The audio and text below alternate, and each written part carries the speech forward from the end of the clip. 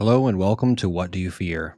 Today's episode is going to just be on the lore of World War Z, which is hands down my favorite book of all time. I've read the book, I've listened to the book. Listening to the book is by far the more superior way at this point to listen to it just because of the cast that is in it. It is absolutely incredible. It's got to be the best audiobook I've ever listened to. I know I'm fanboying out about this freaking story, but I just absolutely love World War Z, and I can think of nothing I want to do more than to share the lore of this story with you. It'll be the broad strokes of the entire thing. We're not going to go into super detail on specific people or exactly how each person's story went. We're just going to see how the world kind of worked its way from prior to the Great Panic all the way through till Victory in China Day.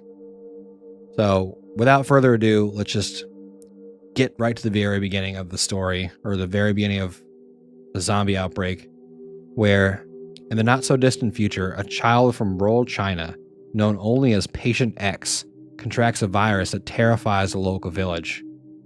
The child kills a few of the villagers, which leaves the town in absolute panic. The virus makes its way out of that rural village and starts working its way across China.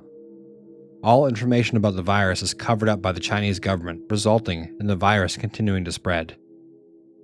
The virus is able to work its way into South America because of the black market organ trade. It immediately starts to eat its way through the population. This is when the world starts to hear about the new virus.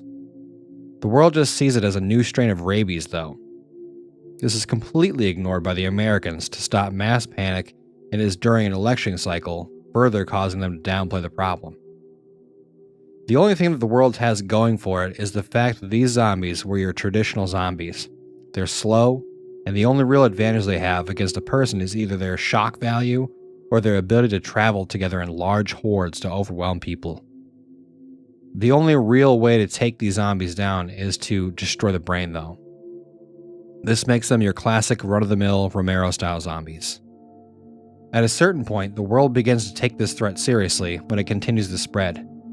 Breckinridge Scott, a wealthy businessman that made most of his money writing public health scares, puts a vaccine on the market called Failanks. The only issue with Failanks is that it was only capable of curing rabies and not the zombie virus, making people feel at ease for no reason. This allows the US to start using alpha teams, which were special forces units that were sent out to handle the undead threat without causing too much of a disturbance to the local population, so they continue living in La La Land. The issue with this is the general population doesn't take this threat seriously, which results in everyone being unprepared for the danger they face. They're able to live in this little fantasy land until the following spring.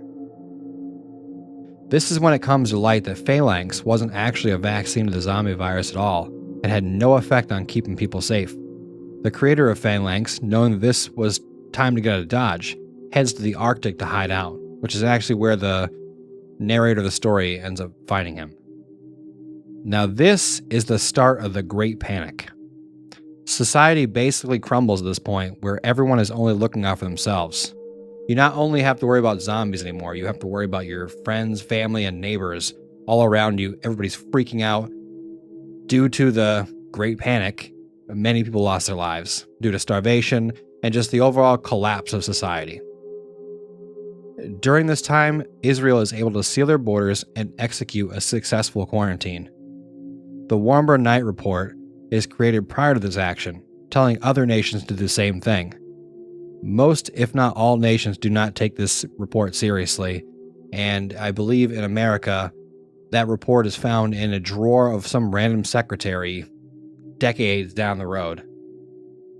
While this is happening, refugees around the world flee from the hordes of undead in an attempt to find anywhere safe to ride out the panic. Iran and Pakistan have a nuclear exchange and wipe each other out. Within a few months, New York City is completely lost, leading to the US military attempting a last stand of sorts. The Battle of Yonkers is one of the biggest blunders executed by the US government. This battle was supposed to increase the morale of the American people by showing that all of our technological marvels could easily wipe out the zombies. Steel rain rained down on the zombies, and the military hit the zombies with every tank, mortar, and gadget they had. They were basically walking through a meat grinder. The millions of zombies overwhelmed the military, though, and the military is forced to retreat west across the Rockies. Anyone east of the Rockies is basically left to defend themselves.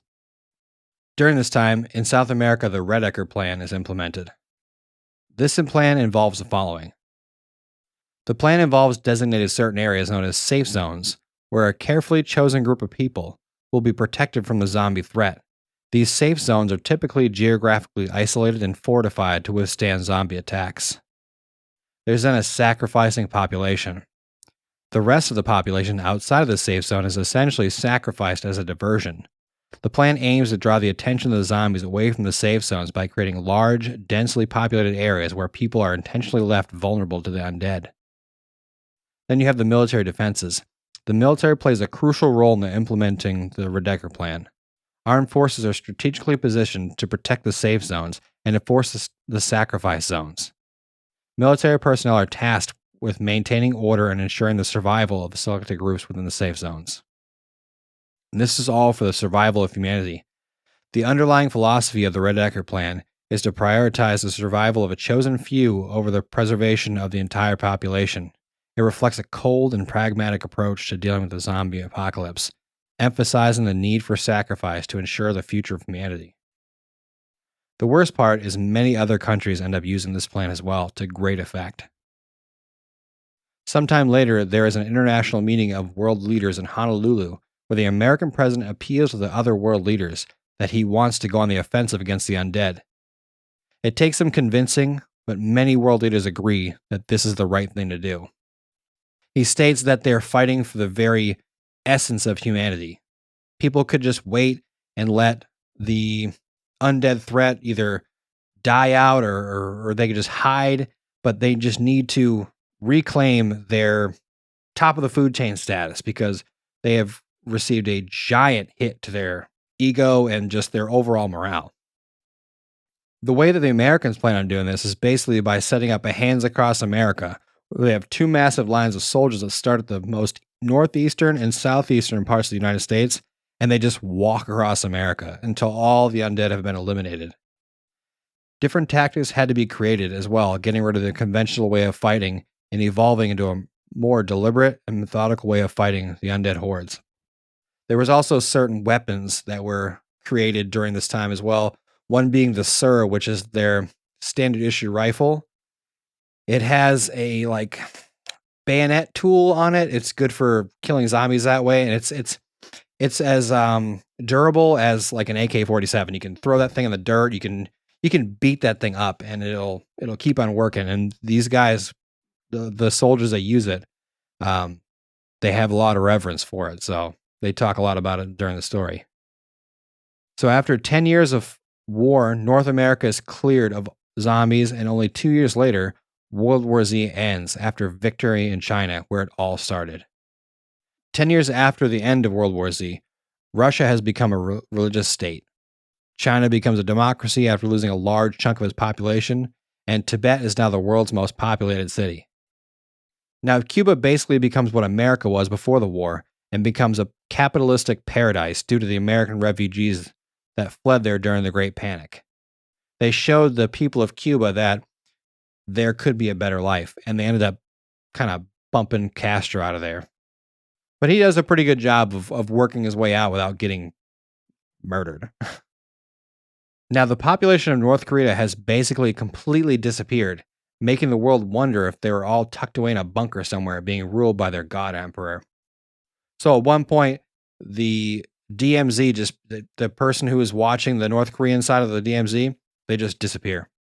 It is complete radio silence from North Korea from the very beginning of the Great Panic all the way up until the current time of the story. No one has ever heard from North Korea again. Also, Iceland is just a complete zombie wasteland, and the world maps looks nothing like it did before the war.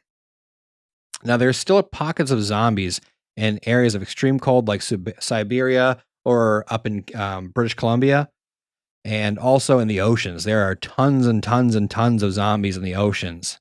They have full-on units that are just set up to protect guys working in the ocean because there's so many zombies in the ocean. It's crazy because so many people fled to the ocean when all this happened.